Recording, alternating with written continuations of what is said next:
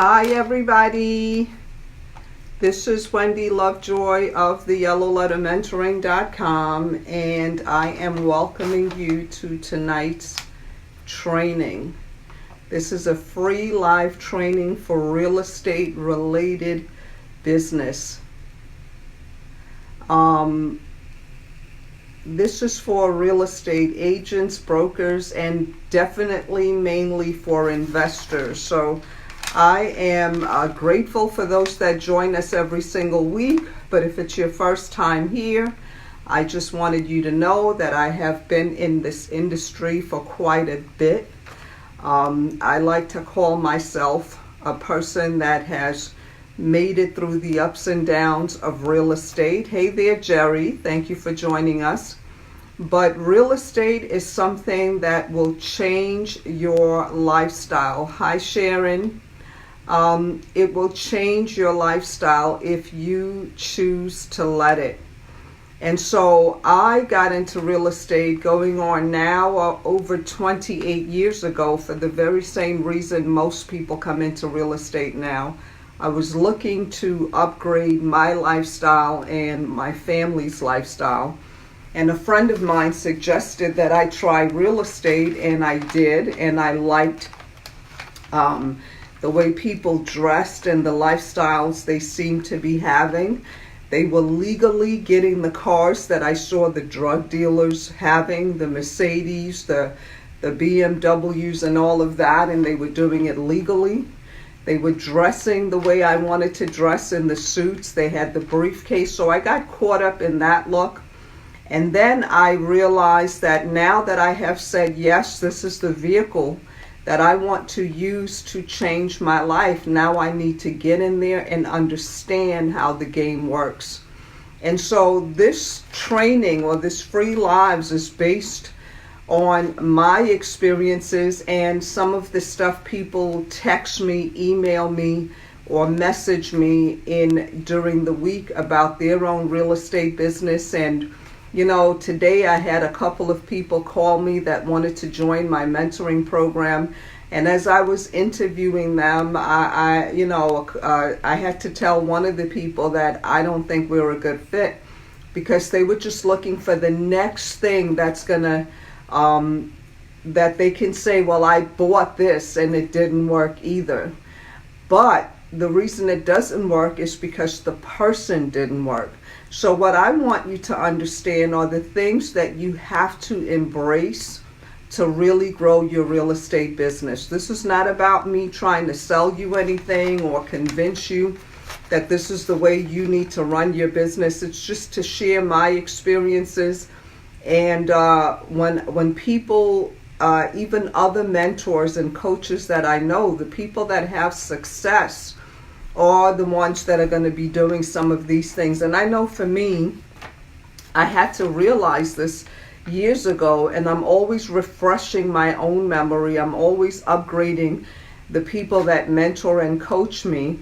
And so in 2020, everybody that you know is looking at 2020 and having crystal clear focus. Vision. It's all about your vision. So we started the year with a dream board and a vision board. The dream board was for you to put all the things that you want to accomplish in 2020, the nicer car, the nicer house, the nicer clothes, the better vacations, money in the bank, kids you might have to send to college, just a different lifestyle, the people you want to help, and the kind of deals you're going to do to help those people. That went on your vision board. The business plan, the budget, the schedule, you have to embrace to be able to change all of that. And so those are your foundations. You also need to look at your business plan. Your business plan is basically how much money you want to make for the year. And I'm going to share some of that today. And then what you do have coming in now. Some people come into real estate when they have a job. I know for me, when I came into real estate, I had nothing. I didn't have a job. I didn't have money saved anywhere to be able to, get into real estate correctly. So I had to do a lot of the hard work. Hey there, thank you for that. I had to do a lot of the hard work. I had to do a lot of the stuff that was free. But the thing with free stuff is you put in a lot of equity, sweat equity. So I had to do a lot of door knocking, a lot of walking around, talking to people, and everywhere I went, sharing that I was in real estate, and hoping that people would come back and say, well, I have a real estate issue. So one of the things you want to understand is that in your real estate business, if you're coming into this industry without any money to really invest in yourself, you're going to have to put out sweat equity and do what you can so you can build up the money.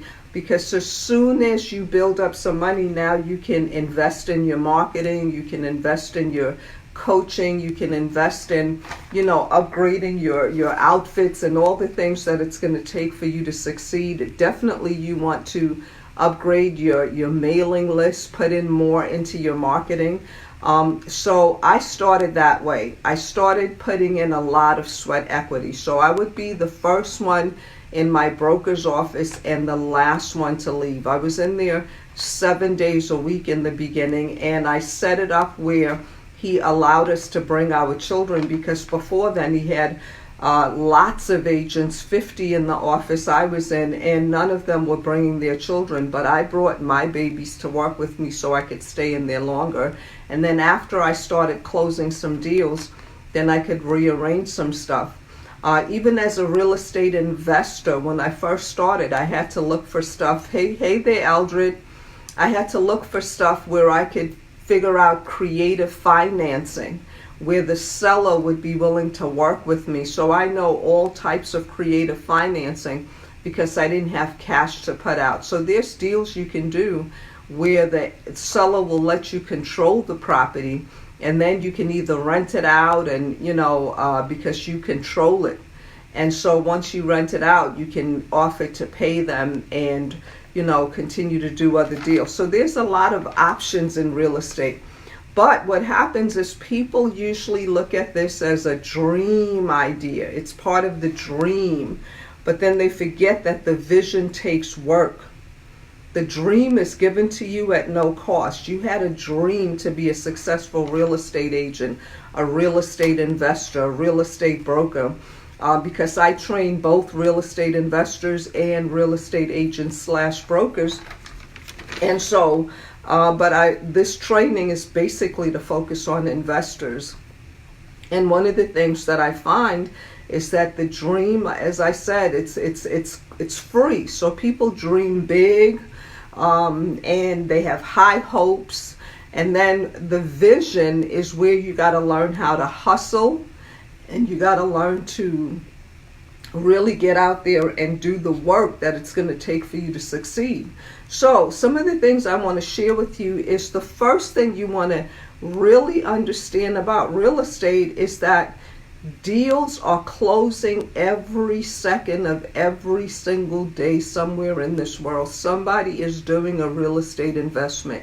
I have people as far as South Africa. They're probably sleeping at this hour because it's a different time zone. Nigeria, Miami, Florida, New York, Maryland. Somebody is closing a deal. And deals close every single day. So the people that come into real estate investing and they think, well, should I really get caught up in this real estate investing? Because what if I don't close a deal? What if, real estate investing really doesn't work? But it does. Deals are closing every single day. But you don't even need to close deals every single day. What I would suggest to you is to first look at what your current expenses are. What do you have? Rent, mortgage, car note, taxes, insurance, gas, all of those things. Look at those. Those are your expenses. But to me, the other thing that is considered part of your expense is your marketing. That is an expense. It's an investment, but it's an expense. I also believe in tithing, which means when I go to church, I give money to church. I also have my own ministry, so I do a lot for the ministry with my own money. So you got to do all of that. You got to put all of the things that work for you and put it together and look at it as a part of your budget. And that is something that's really critical, because I learned that from a friend of mine, Ronald Potter, who was he had like four PhDs, all math related. And when he taught me this, I was thinking it's not really that important, but you want to run your business like a business. So you want to start off with the business mindset, and you want to count the cost for your business. You want to look at what is the output that you're going to put out. And then you want to look at what is the money you do have coming in. So if your expenses are, say, $4,000 a month, or let's use round numbers. Let's say your expenses are $1,000 a month, but you're making $500 a month. You're short for $500.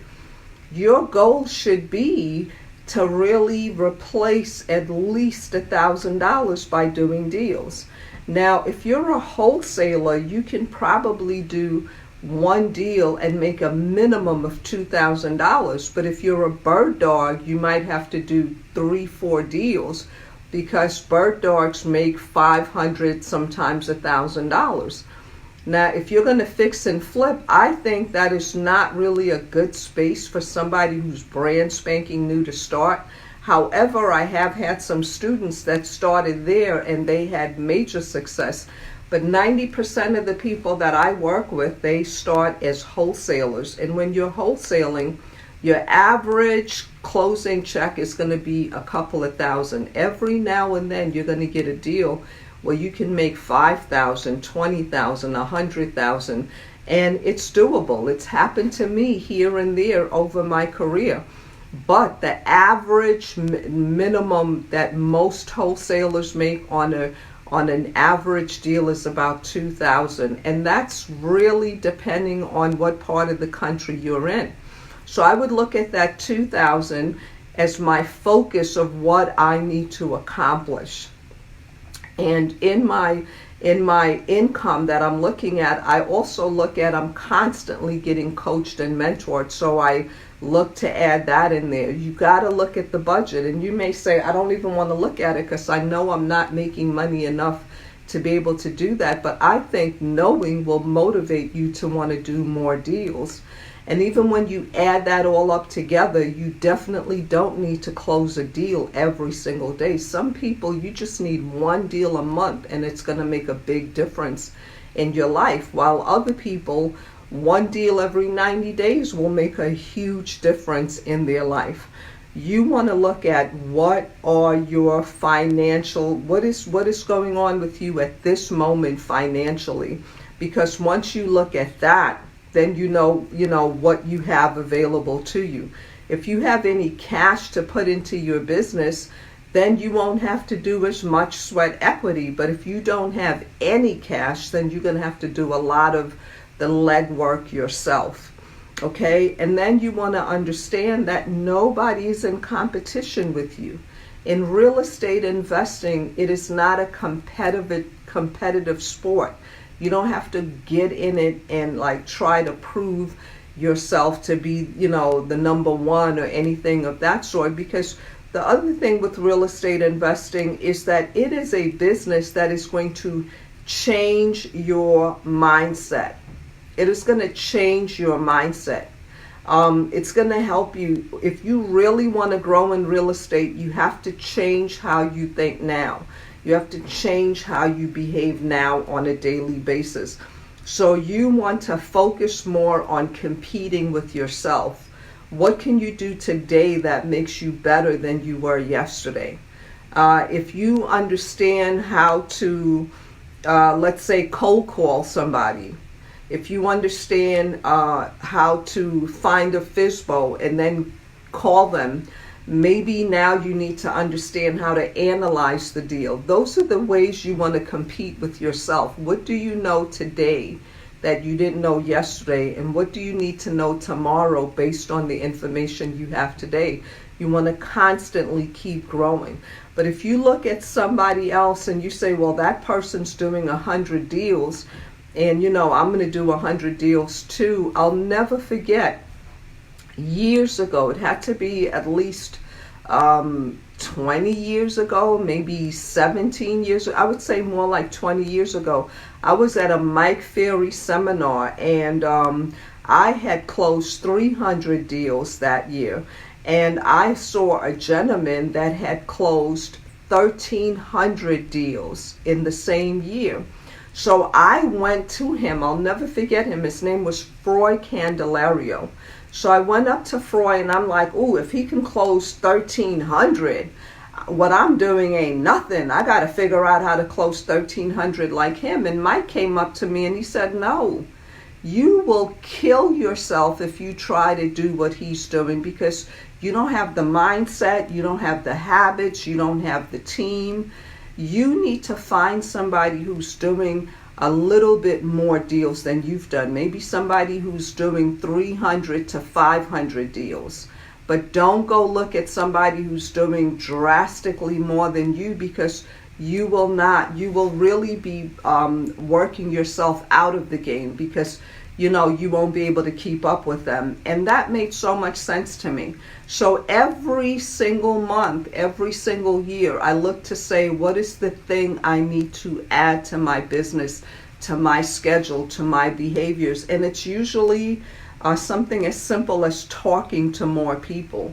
And so you want to look at competing with yourself and not other people. That's what winners do. They don't look and say, "Oh, I got to catch up to this person." They may use that person to inspire them, but not to compete with them. It is not a competition. Okay? The other thing you want to look at to have a winning mindset is that you want to make sure that you focus on marketing. Focus on marketing. You want to commit to your marketing plan. Marketing, marketing, marketing. One of my mentors is like really big in the business industry, and all he says is focus on marketing. For real estate investors and agents, you really need to figure out, if you're an investor, you need to figure out how to talk to more motivated sellers. More motivated sellers. Nothing else will get you more deals than knowing more motivated sellers. And the way to do that is to really invest in your marketing. There's so many different ways to market. And I would say pick one, master that before you add all these others that will cost you. Some marketing is free. You can do ads on, you can talk to people in different groups on social media. You can join different, groups like real estate investment associations and just communicate that way. And then you also can invest in a mailing list. There's so many ways people are communicating now. People are communicating through calling you, texting you, emailing you. But the first thing you want to do is to get a good list that you can market to. Some people hire people to send out postcards on their behalf, while others do yellow letters on their behalf. And the yellow letters is just simply the color of the paper they use. Some people do yellow letters, but they use blue paper. It's the concept of the letter. And I have really fine-tuned the template that we use. And so it gets very different results than most of the templates you see on YouTube about how to write a yellow letter. And then while other people, they invest in the list and they do both. They do the letter and the postcards. But you have to commit to marketing for your business so that you can get more people connecting with you. What I find though is that the people that are new when it comes to real estate, they get so excited in the beginning. They're really excited. They're going to do everything. They like, oh my God, because they believe that real estate is so easy, and it's not hard, but you need to know how it really works. And most people don't know how real estate really works, so they don't really stay excited because they're looking for external things to make them excited. And that's why I tell people, focus on your why more than anything. What new people will usually do is that they get excited until their circumstances mess them up. Hey there, Daryl. They'll get excited until maybe they look and say, wow, she said we need to do all this marketing. I thought I could put in, $50 a month, $100 a month, but now I can only put in 20. So it's not going to work for me. And instead of saying, well, and this is the thing about having mentorship, you can go to whoever is mentoring you and say, this month I can't do $50 marketing. What else can I do? Well, at that point, you need to go driving for dollars more. You need to walk around and talk to more people. If you were to talk to 30 people in 1 week and just mention real estate, that you are a real estate investor, and find a story you can share with them.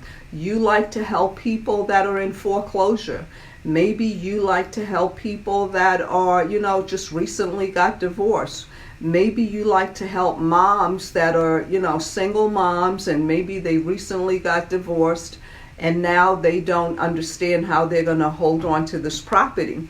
Whatever it is that you feel you want to make your strategy, it is really good to come up with a story with it, and come up with a story that you feel good about. Don't just make up a story, because again, when you look at real estate as a business owner and that you want to do this as a business, you are building your business. So don't build a fake business. That's really going to push you out of it.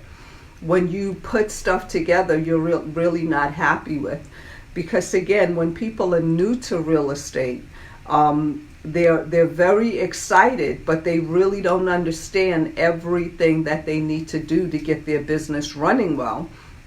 And so when they find out what it really takes, they give up. But if you layer your foundation with things that really make sense to you and that you feel good about, it's going to be a lot harder for you to get knocked out of the game. They usually fall back too when their schedule changes. I get millennials that have really nice high profile jobs, or they travel a lot. And the whole thing is, no matter how many hours you have for your day job, you've got to put money and time into your part-time or your side hustle, which is real estate if you have a full-time job. And when you stop putting time into your side hustle, it's never going to replace your main job. That's what a side hustle is all about. It's about doing it so that it replaces your income, or it allows you to put in place the thing you really want to do. This is what I tell even the people that I mentor that are Uber drivers. Uber is not designed to take care of you all your life. It is a side hustle because they want you to get extra cash to help you grow your main hustle. So that's how Uber and all of those delivery and drop-off people type businesses are, because the wear and tear on your car, the driving.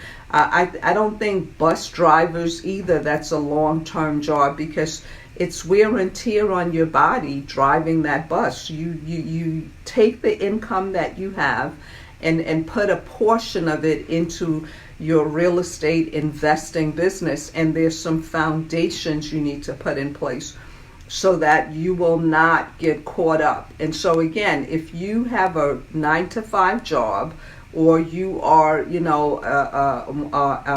there's a lot of technology people that travel around the world for work, and wherever you are in the world, you can still do your real estate business. If your business, even if you're in, let's say, Europe somewhere, but you decided to focus your real estate in Maryland, you still can take care of your business in Maryland. And because most of it is on the internet, most of it is a phone call if you have laid your foundation. But you also need to carve out time to study, because if you don't do all of that, it's not going to make sense. And the thing is, a coach and a mentor was not designed to do the work for you. Their job is to give you the information, but you still have to do the work.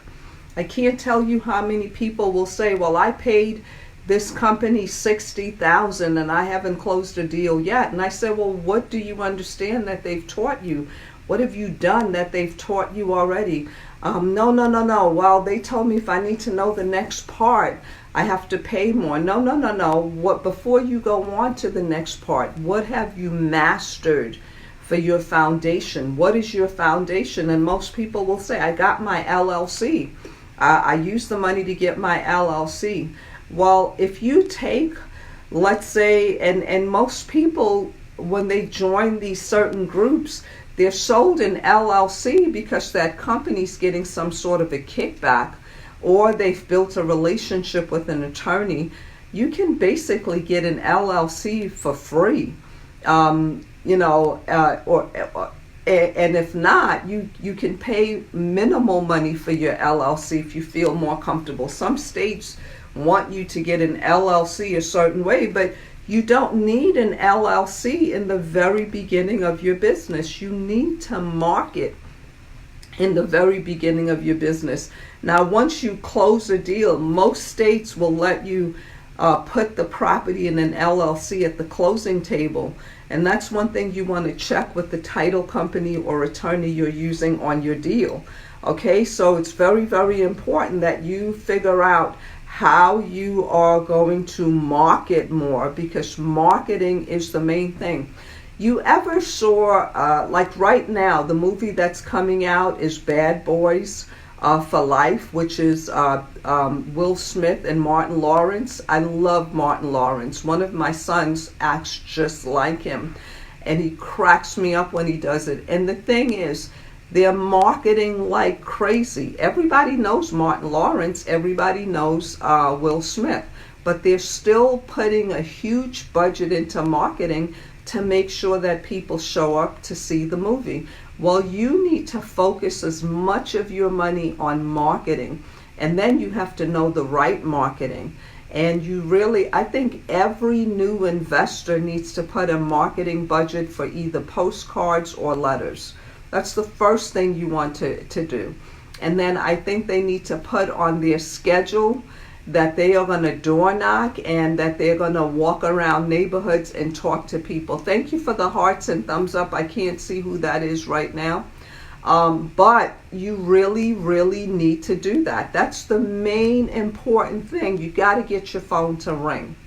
You got to get people calling you saying, I, have a real estate issue. Now, when you get to that part, we offer even scripts on the Yellow Letter Mentoring Facebook page. There's a worksheet that either says owner worksheet or a seller's lead sheet. Either one will work for anybody that you are talking to. Just read it. And the main thing is you want to ask the questions that are on there. How long the person's had the property? Why are they selling now? What have they done while they've owned the property? And if they were to keep the property, what would they do differently? And what are they going to use the money for? Because if a person says, well, I really don't need the money right now, then there's options of how you can do the deal.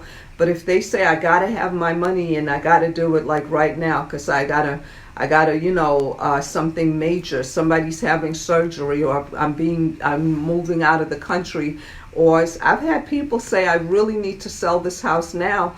I have a child that's just had a legal issue and I need to raise money. I've had people that said, my spouse just passed away. I just need to get rid of this property. I don't want to leave it to my kids. I just need to sell it myself and either divide up the money or keep it moving. So the urgency is what you're looking for when you are new in real estate. And if a person doesn't have urgency, you need to say next. But you can't do that if you've not been focusing on your marketing. And if not, you will make excuses. You will say,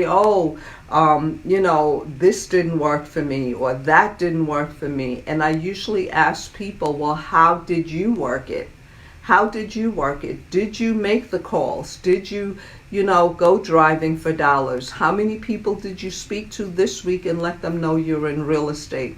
And the thing is, most people get excited coming out the gate, but as soon as the first deal doesn't go the way they thought, or the first seller backs out, or something happens, they fall back. And that's when you want to go harder. You want to go harder in your business. You don't want to go fall back. You want to fall forward, which means you double your activities. You push harder. And again, this is one of the reasons that in 2020 we're focusing on your mindset, your marketing, and your motivation. Because if you're looking for those things to come from somebody else, it's not going to work. We're our goal, my team and I, our goal for you is to keep pulling out of you the things you know you should be doing to help you stay focused, so you keep doing it. I can't tell you how good it feels when I hear from an agent that says, I'm finally a real estate agent because of your trainings, or I'm so grateful I got my first deal. I was excited when a gentleman who took my program a couple of years ago texted me to say, oh my God, I'm on my next deal, and this is the first time I've done a multifamily. I just want to thank you. I'm so excited. But he kept doing the work. All I can do is share the information with you and guide you and kind of try to see what's going to make you detour, and let you know that if you go that way, this is going to happen to you. But if you go this way, it'll be a little bit easier. But if I were to tell you that you can make a lot of money in real estate and you never have to work, and that here's an easy way to do it, I'll be lying to you. The only easy way to make a lot of money in real estate is you've got to have a lot of money to just buy out the real estate. Then you rent it out and have passive income. But even then, now you need the right team to manage what you've bought. So there's always going to be some stuff you need to do. So I encourage you, commit to your marketing. Focus on talking to more sellers, and not just any type of sellers, people that are truly motivated.